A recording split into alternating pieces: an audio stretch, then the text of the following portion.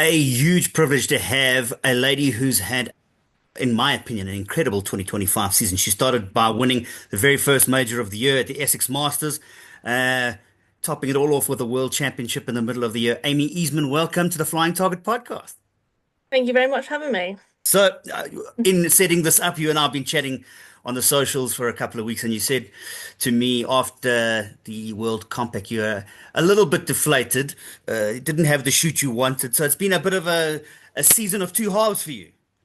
Yeah, I mean, I started the season with the 825, so I was kind of like unsure of how the season was going to go. I sort of put a lot of practice in the start of the year, um, sort of seeing some good results. I don't know if I just like maybe obviously won the Essex Masters, won the English and the Worlds. Maybe I took for granted the next British Open, the World Championships. I'm not sure. But I just kept telling myself you can't win them all. There's obviously the level of shooting in the ladies category nowadays is it's very, very high. Um, and yeah, so maybe just dropped off slightly, but we'll keep going through the season because we've got one more competition. We'll see how that goes. Which is the last big one for you for 2025? So we're actually going out to Dubai. There's a big competition out in Dubai, well, Abu Dhabi. Okay. So yeah, not a necessarily one that's a normal every day, every year sort of every shoot. So we'll see how that one goes. Hopefully we can finish the season off with that one. But yeah, so overall very happy with the year. Oh, fantastic. So you didn't mention there you started the season with the 825. You've been a Browning shooter for a long, long time. Yeah. Uh, 825, is it very different from the 725?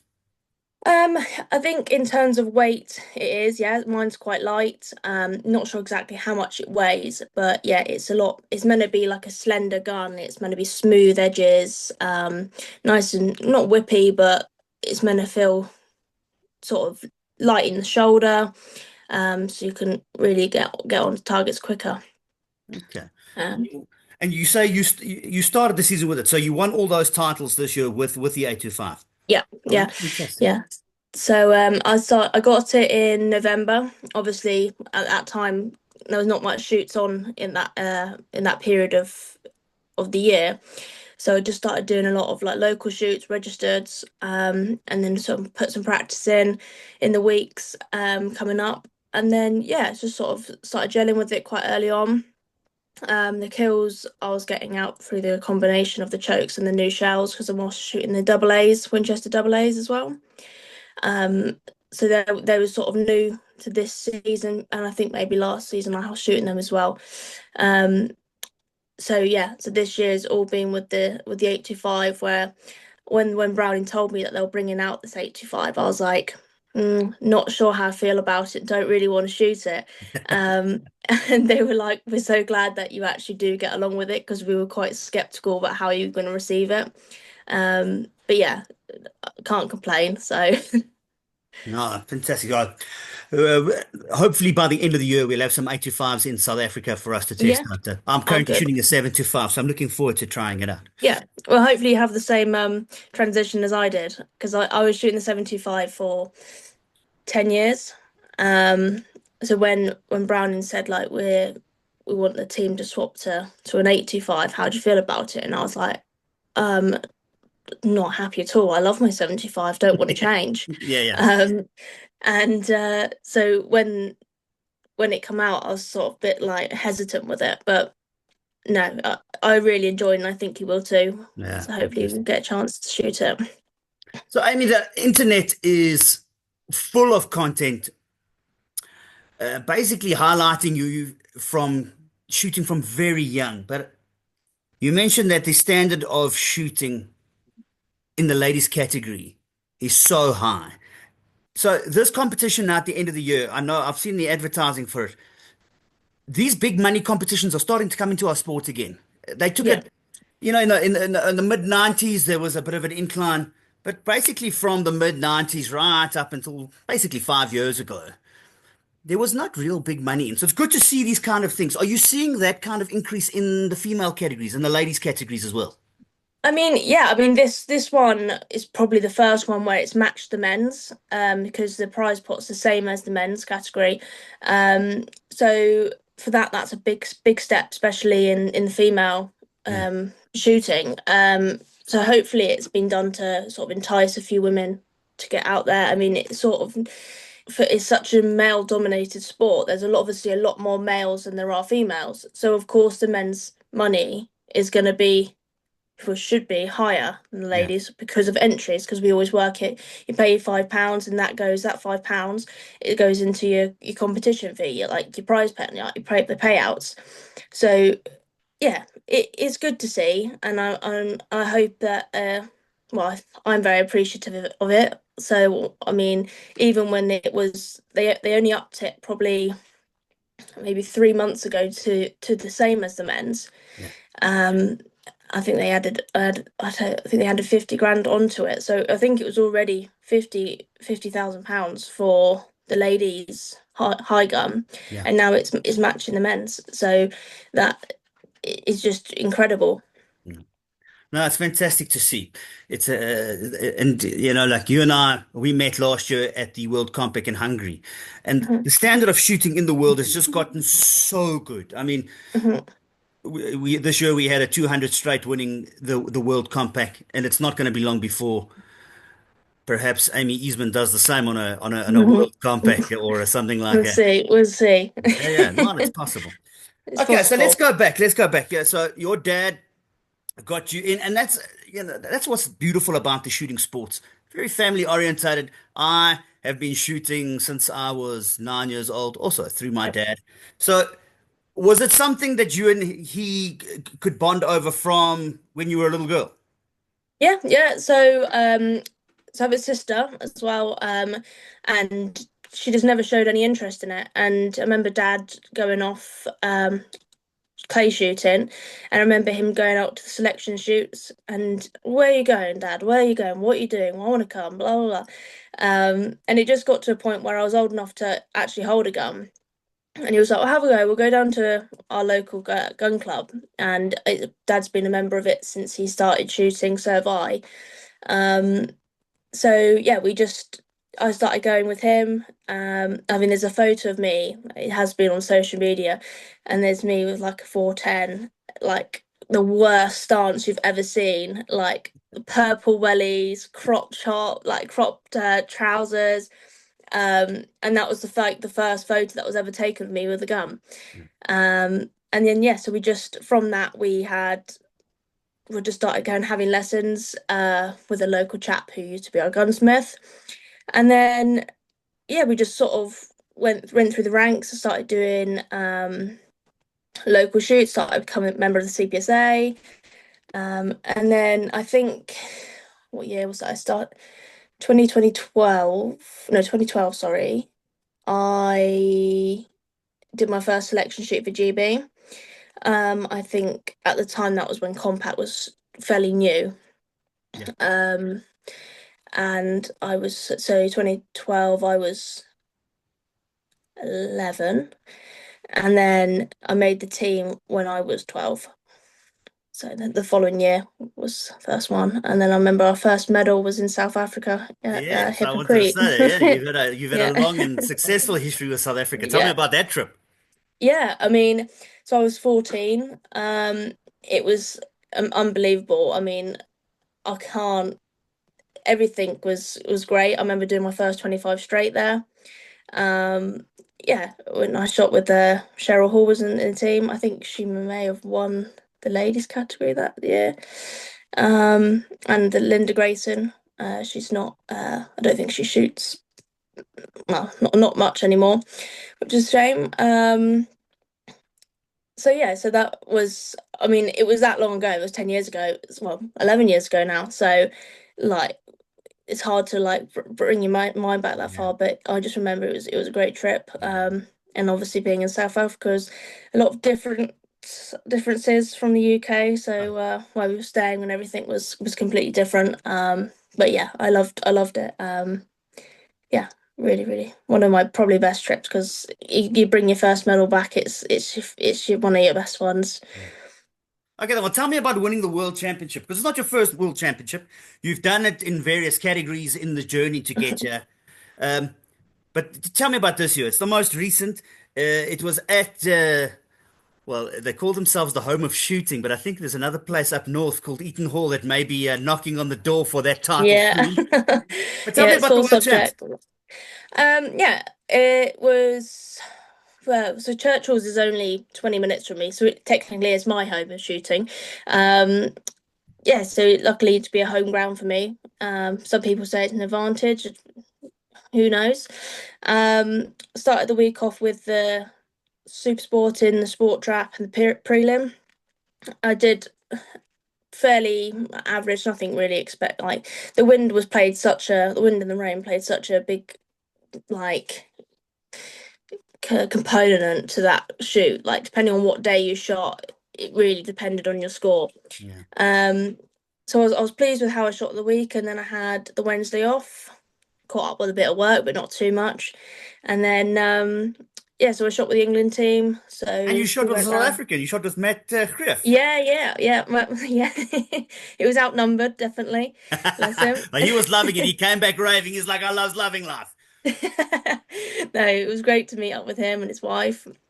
Um, yeah, so we shot on the Friday and there was an altercation with one of the refs, but we moved on from that. We there was I called a distraction, um, and then yeah, it was a bit of a thing. Maybe get quite upset, but we'll move past that one.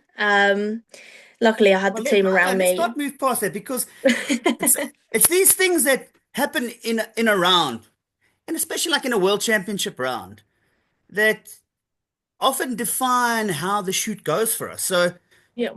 like, let's not get into the details of what the thing was, but you had a distraction. How did you manage to then sort of center yourself and get back to the business at hand? Um, so it was one of those distractions where you can't.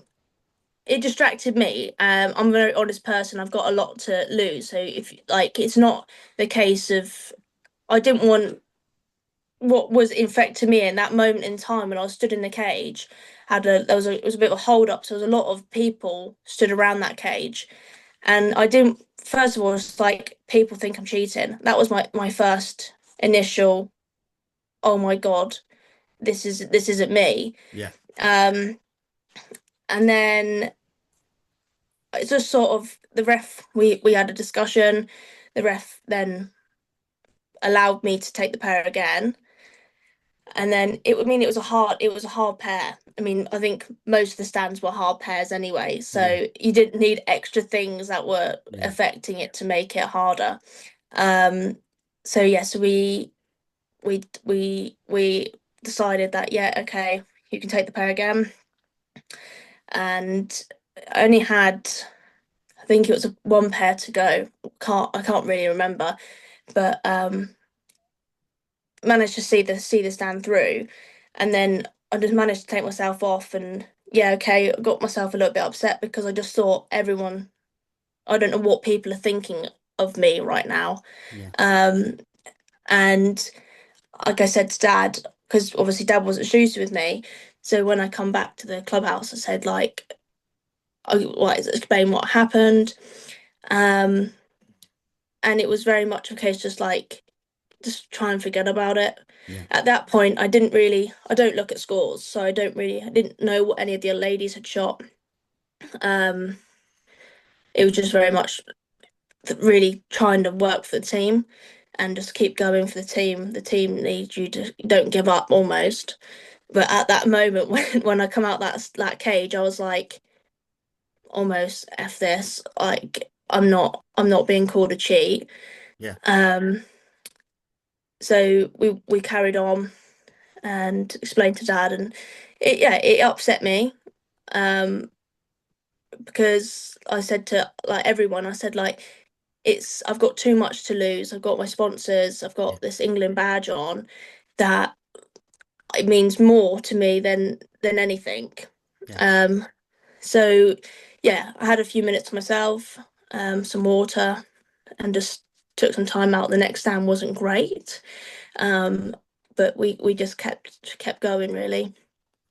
And So that's the thing that a lot of the top shooters, you'll hear them say you've got to sort of fight through the adversity, and then use basically one clay at a time, one at a time. yeah, Which this year I've sort of really worked on what works for me mentally. Um, and I don't really talk about mental, like a lot of people have mental coaching. I don't really, not necessarily see it. I don't really think I need, well, I've never tried it, so I don't know if I need it or not. But I try and do things that work for me. I'm trying to get into a routine. And I think for a lot of people, everyone was saying, well, the Worlds was a hard course on everything. Every layout was hard. So even walking onto the sport trap, you I wasn't taking it as 25. Here's 25 targets, see how many you can hit. I was taking it as here's five targets, yeah, shoot as many as you can. And I was walking to that to every layout and every stand on the sporting. I was like, here's eight targets. Just do what you can. And working it as that to build a score rather than here's 100 clays. Um, just try and shoot your average or shoot as many as everyone else or more. almost a case of adding up, not counting down. Like not, Yeah, yes, yeah, yeah, yeah, 25. yeah, It's counting. I've now hit one. I've hit yeah, two. I've hit yeah, three. yeah. Yeah, and that's Um, a good tip for people who are getting into the sport. You've got to count yeah, up. You can't give it. no, It's not a given that you're going to end with no, 25. no, exactly. And I think, I mean, we're all guilty of counting scores, especially when you're on sport track layouts or compact layouts. You're one away, and Yeah. you're like, right, just got to hit this, or I'm straight. And even when you're straight, you're thinking, "Uh, this is getting worse. Like, don't miss one, don't miss one, don't miss one." So you And start filling your mind with negative instead of yeah, positive. That's exactly. So it's a very yeah. interesting phenomenon that, and I've had this conversation a couple of times with shooters, and I think this is where, and a broad generalization, but I think girls are better equipped to handle those emotional things than Mhm. guys. We do our best to avoid anything emotional for as long as possible in our lives. We put it in a little box in the Yeah, bottom somewhere, and it generally, when it does come out, it's a massive emotional outroar over yeah, something. Uh, where yeah. girls, I think when it comes to handling that pressure on the line at the time, are way better equipped. Would you agree with that kind of a statement? Yeah, yeah. I think I think it's a male thing to be just go if it bottled up enough, it just explodes. Um, I mean, definitely at that moment I was thinking just hold it together. Um, and then I sort of when I walked away from that stand, I was like, okay, you need to let a little bit out to because it was almost too full. I was like, I need to let something out because otherwise I'm gonna be too like hyped up. And I was trying to get hold of my mum to text her because I knew dad was shooting. So I was like, Mum, can you hurry up and text me because I'm like not having a great time. And she was working, so I was just like, no, you're on your own. Like you need to sort this out yourself. And luckily a few of their team members were there to like calm me down a bit. But yeah, it's a lot of emotion. It means so much to so many people. Yeah. Um, even even the people that are just doing it because they want to shoot the world championships, it's it mean they wouldn't be there if they didn't care Yeah. or they didn't want to win it all. So it just shows that you're playing not playing with people's lives, but it's we're all paying and we're playing in a game or a hobby, what we spend a lot of money and time doing. Yeah. No, exactly. And it's slowly but surely it is starting to change where it is becoming financially viable. Yeah, yeah. There's prize money up now. Watching the British Open that happened over a couple of weekends ago. There's money up for grabs, and it does. These some people are earning their livings like this. This is what they Yeah, do. yeah, yeah, yeah. There's a lot of people now that are doing it for livings, coaching. Like people are fortunate than others. I mean, there's some people that are not quite there yet, which is making it obviously harder because you need to work to be able to pay for your shooting. Yeah, I'm not quite there yet. Still working, but to be honest, I've had like many discussions with Dad, and we're like, what do you want to do? Do you want to go down the shooting route? And I'm like, I'm quite happy with keeping shooting as shooting at the minute, and shooting when I can, and work being completely different. Yeah. Um, so yeah, I work for myself, so it's still trying to manage a diary and train and everything else. So it's adding it more into your brain Yeah. as well. But going back to the counting of scores, people that do count the scores, I mean, there needs to be so little in your brain. You need to be focused solely on those clays. So if you're shooting, you've got work, you've had a stressful day at work, you're thinking about work, and you're trying to shoot, it's that's why those top shooters are always that top shooters, because their work is their clay shooting. Yeah. I always tell students or people that are trying to get better is you can't differentiate these things. You can't be uh you can't dislocate your shooting life from the rest of your life. You know, if you're a Hmm. parent, you're a parent still while you're shooting. If Yeah, you well, you know, whatever, you can't just be this thing. So all parts of your life have to be working for you to be a good shooter. That's just yeah, how this works. yeah. And I was fortunate enough to shoot with well, near the same rotation as Rachel Carey at the World Championships in France, and it's everything's got to go right for you to be able to. It is luck, because there's a lot of the time you shoot, what layout. I mean, in France, there was a layout that I had a particularly bad round on, and it was because the time of the day I shot. And Rachel said the same. It's luck. Like if I'd shot that layout probably later on in the day, Yeah. it might turn different. And it was the lighting of the clays. And me and Rachel both said it's got to go right. You got to be lucky, Mm, and there's so many components that need to be right for you to shoot well. yes. Yeah, so we've had our South African world champion, Tim Hubner, who won in 2014. Yeah, Uh, he said to me, he said, to win the world championships, you need 4 perfect days. yeah, And he, yeah, like you and say, that's he said to me, when it was windy on the hill, he was shooting at the bottom of the hill. yeah, When it just happened. So yeah, yeah, it's also it's very good that you that have stood on the top step of these podiums can acknowledge that because some of us think it's just like it's unattainable. And the yeah. only reason that No, you've attained it is you've kept going and you've worked kept hard. going. You kept, Trained yeah, you and you've fought. trained and you've Hmm. trained to put yourself in a position to win. You got the 4 perfect days to get Yeah, to the top. yeah, and it's so true. Um, and weather really plays an impact on it. But even from like, I didn't feel like I don't know, I didn't have a good sleep last night. Um, I'm not happy in my skeet vest today. Even some days you wake up and you feel like this gun doesn't even feel like my gun today. Um, and it's all mental as well as the environmental stuff. You can just be like, this is my gun. It's exactly the same, but it just feels wrong Yeah. today. And you just got to hope that it doesn't fall when on those big competitions. Yeah. What we as in South Africa are trying to sort of overcome and deal with now, because our exchange rate is so heavy for us to go to Europe, like it takes quite a Hmm. percentage of our income. So we'll save sort of for Yeah. 3 years and then try to go to a world champs.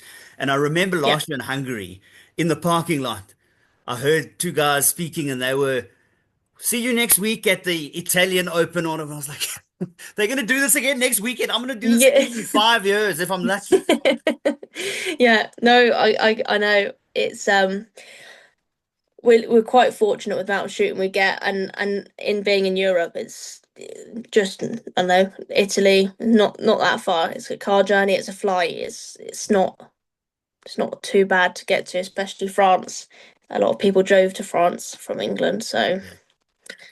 What I yeah. do also admire, and I think why for years and years, and still, in my opinion, the best shooters in the world are English and British, is because you shoot a lot of sporting. One shot, one Hmm. clay. And Yeah. you get into a peg, if your plan is wrong for any one of the two, you better make another plan quickly because it's coming again right now. And that, Yeah. I find when between the three disciplines, FITASC, compact sporting, and sporting, the mental sort of application for all three disciplines very, very different. Do you find a similar thing? Yeah, I mean, for me, actually, FITAS is it's weirdly one that I'm not a massive fan of it, and I made the England team for like it was my first cap, weirdly. But I don't enjoy shooting it.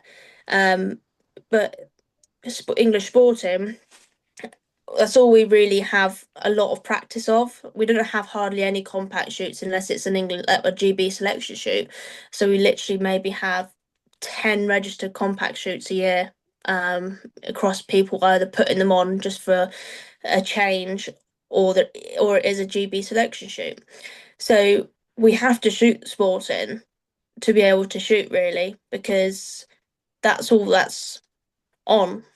Um, so for to be able to shoot sporting well, yeah, you have to really. It's like if you want to shoot, Yeah. that's what we class as our practice. So if we go out, right, we've got the World Championship next week, so I'm going to go out and shoot.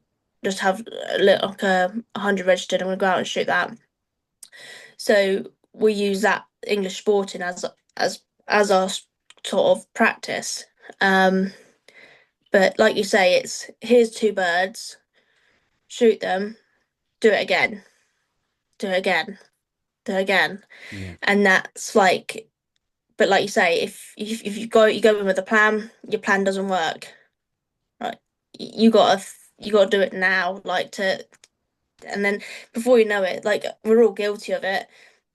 Something's not working, but instead of like thinking and taking a minute and going, right, that's not right. Where did I miss that? Or why did I miss that? Was I high? Was I low? Like, what was wrong? You just go, oh, I don't know. Pull bang. We'll try this. Pull bang. And it's like, hang on, let's just take a minute. Yeah. Are you shooting a lot of these competitions in the week? I mean, I saw the British a couple of weeks ago. I mean, the shooting started on a Monday. Yeah, so all the main majors do sort of run across a week, just purely to get the people through. I mean, I don't know exactly how many entries they had, but I think it's probably over 1,000 people. Um, so to get that through, like volume of people, they needed to extend it over the week, so people tend to shoot it when they can, or and also because we have a finals day as well, which is usually on the Saturday or the Sunday.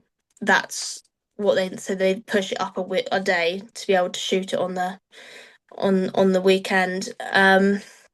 But there's a lot of midweek shooting. And to be honest, I think a lot of people work from home now, so it's like a log off early, go and go and shoot. Church EJ Church was put two registers a month on, and I think Easton Hall do as well. Um, Okay, well, now that you've spoken about the two big North and two big South, ones. Yeah. tell me the story. So, I've been watching online the sort of transformation of Doveridge into Eaton Hall over the last year, Mhm. and it looks like an incredible facility has been put up there, and it almost goes against the grain of what's happening worldwide when it comes to sort of shooting. You don't see much investment going, but it looks like Eaton Hall have really, eh, they're planning for something big. Like, tell me about Eaton Yeah. Hall. Eaton Hall. So I think it was bought towards the end of last year. Don't quote me on that. But yeah, they've just gone above and beyond. They just seem to. What I think ultimately he just wants the best shooting ground, not in the UK, in the world. They've got I think 8 layouts of compact, like hundreds of sporting stands. It's all freshly tarmacked. It's There's all buggies, new there's carts. sheds. Yeah, So I lived in the UK for 2 years, and I know that building doesn't happen easily or quickly. And they no, built a magnificent clubhouse in like the 3 months. clubhouse is gorgeous, like unbelievable. It could be like this luxury golf sort of. That's the vibe you get. You like look at Yeah. you. you're walking into this like I don't know, premier ground. Yeah. It's beautiful. Every like they have thought of every detail. Um, and yeah, they it generally is just unbelievable. They've got helipads. They've got, I think they're planning to put a rifle range in. So it's literally They've got air like, guns and everything. It's incredible. I yeah, look, everything. it's on my bucket list now. So I do it for, Yeah, and it's nice to have something in the north of the country. I mean, I know yeah, up north it hasn't been going well. I mean, a lot of the no, economic activity in the UK is happening sort of around London. So it's nice that there is something proper yeah. up I north. mean, I'm not sure exactly of their plans, and I'm not sure if anything's been confirmed yet. But I think they're planning to do um, maybe a compact, either European or world, and they'll probably do maybe world sporting. I'm not sure, but Yeah, with that kind of facilities, you're kind of expecting it. yeah. Um, yeah, and to be honest, the British Open was a credit to them. Like credit where credit's due, Yeah. like fair play. And they had it streamed online. We could watch the final, Yeah, and that's fantastic. I mean, it's a good way to get our sport out there and get it seen. We've been, yeah, us as shooters have been crying for this. And in this modern world we live in, where, I mean, you're sitting in the UK, I'm in South Africa, we can have a discussion. Let's use the tools at our disposal to get our sport out there. yeah. Amy, I'm so grateful And for your time, and I hope this is a first that's of okay. many chats to discuss Yeah, many more wins. I really, really appreciate it. All the luck yeah. in Abu Dhabi for the big shoot. And Thank you. thanks for chatting to the Flying Target podcast. No problem. Thanks for having me.